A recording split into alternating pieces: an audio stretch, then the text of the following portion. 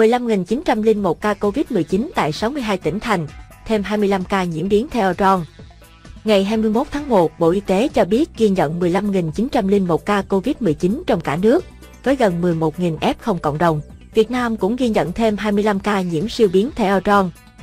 Tính từ 16 giờ ngày 2 tháng 1 đến 16 giờ ngày 21 tháng 1, trên hệ thống quốc gia quản lý ca bệnh COVID-19 ghi nhận 15.935 ca nhiễm mới, trong đó 34 ca nhập cảnh và 15.901 ca ghi nhận trong nước, giảm 736 ca so với ngày trước đó tại 62 tỉnh, thành phố, có 10.912 ca trong cộng đồng. Hà Nội tiếp tục chuỗi ngày dài đứng đầu cả nước số mắc mới, với 2.805 F0 trong ngày. Tiếp đến là Đà Nẵng, 964, Hải Phòng, 796, Hưng Yên, 685, Bến Tre, 618, Thanh Hóa, 509, Quảng Ngãi, 482, Bình Phước, 475, Bình Định, 420, Bắc Ninh, 418, Quảng Ninh, 369, Khánh Hòa, 346, Quảng Nam, 344, Hải Dương, 341, Cà Mau, 319, Bắc Giang, 299, Vĩnh Phúc, 280, Thừa Thiên Huế, 280, Thái Nguyên,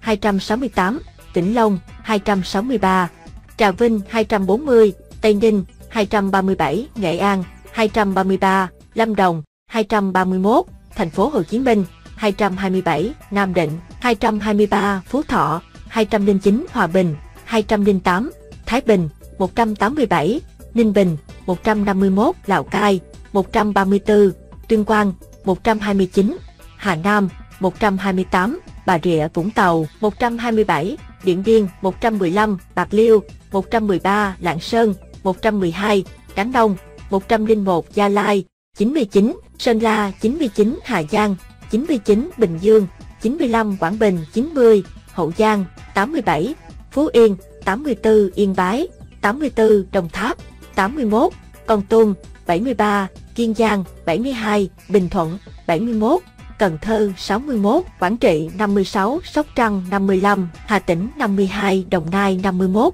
Cao Bằng 51, An Giang 39, Ninh Thuận 31, Tiền Giang 28, Long An 22, Lai Châu 22, Bắc Kạn 13. Đến nay tại Việt Nam đã ghi nhận 133 ca mắc COVID-19 do biến thể Omicron, trong đó tại Hà Nội 12, Quảng Nam 27, Thành phố Hồ Chí Minh 65, Hải Dương 1, Hải Phòng 1, Thanh Hóa 2, Đà Nẵng 8, Khánh Hòa 11, Long An 1, Quảng Ninh 2. Kể từ đầu dịch đến nay Việt Nam có 2.110.737 ca nhiễm, đứng thứ 28 phần 224 quốc gia và vùng lãnh thổ, trong khi với tỷ lệ số ca nhiễm 1 triệu dân, Việt Nam đứng thứ 143 phần 224 quốc gia và vùng lãnh thổ, bình quân cứ 1 triệu người có 21.386 ca nhiễm. Trong đợt dịch thứ 4, từ ngày 27 tháng 4 năm 2021 đến nay, số ca nhiễm mới ghi nhận trong nước là 2.104.196 ca, trong đó có 1.794.363 bệnh nhân đã được công bố khỏi bệnh.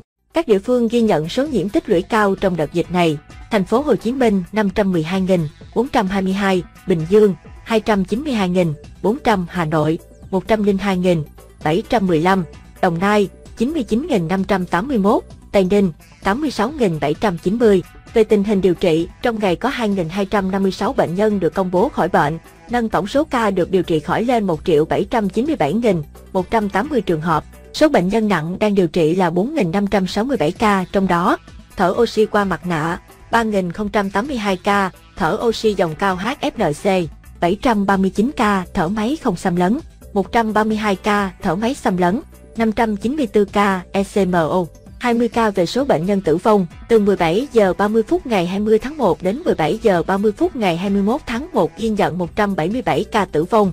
Trong đó tại Hà Nội, 33 ca trong 2 ngày, Đồng Nai 21 ca trong 2 ngày, Thành phố Hồ Chí Minh 8, Sóc Trăng 14 ca trong 2 ngày, Vĩnh Long 13, Đồng Tháp 9, Kiên Giang 8, Cần Thơ 8, Huế 7, An Giang 7, Tiền Giang 7, Hải Phòng 6 ca trong 2 ngày, Bến Tre 4, Hậu Giang 4, Bình Phước 3, Tây Ninh 3, Bình Dương 3, Bạc Liêu 3, Cà Mau 3, Bình Định 2, Lâm Đồng 2, Ninh Bình 2, Bắc Ninh 1, Quảng Ninh 1, Trà Vinh 1, Hải Dương 1, Hà Giang 1, Đà Nẵng 1, Bình Thuận 1. 1. Trung bình số tử vong ghi nhận trong 7 ngày qua là 157 ca ngày. Đến nay, tổng số ca tử vong do Covid-19 tại Việt Nam là 36.443 ca, chiếm tỷ lệ 1,7% so với tổng số ca nhiễm. Tổng số ca tử vong xếp thứ 25 phần 224 vùng lãnh thổ, số ca tử vong trên 1 triệu dân xếp thứ 128 phần 224 quốc gia,